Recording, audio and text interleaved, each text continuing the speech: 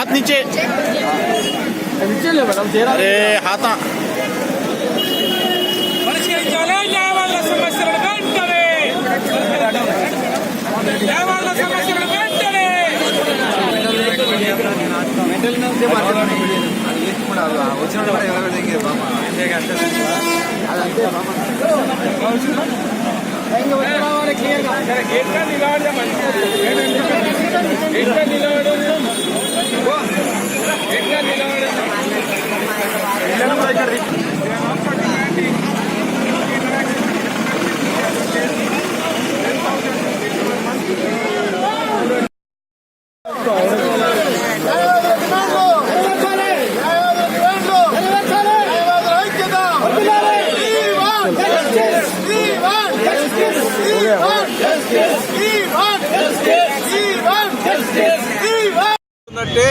కేసీఆర్ దేశంలో ప్రప్రదంగా 100 కోట్లు న్యాయవాదుల సంక్షేమం సాక్ష్యం చేసి ఒక ట్రస్ట్ క్రియేట్ చేసినారు.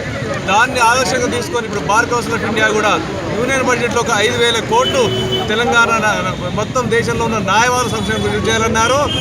మేము గర్వంగా ఫీల్ అవుతున్నాం.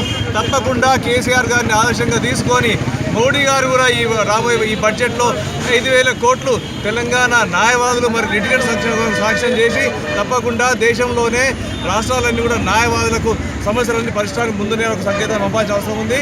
ఈ యొక్క మా డిమాండ్స్ కోసం ఏతుందో కేసీఆర్ గారు ఇచ్చినట్టు హెల్త్ స్కీమ్ కావచ్చు, డెత్ బెనిఫిట్ కావచ్చు, అవి కావాలని డిమాండ్ చేస్తున్న దేశం మొత్తంలో న్యాయవాదులందరికీ.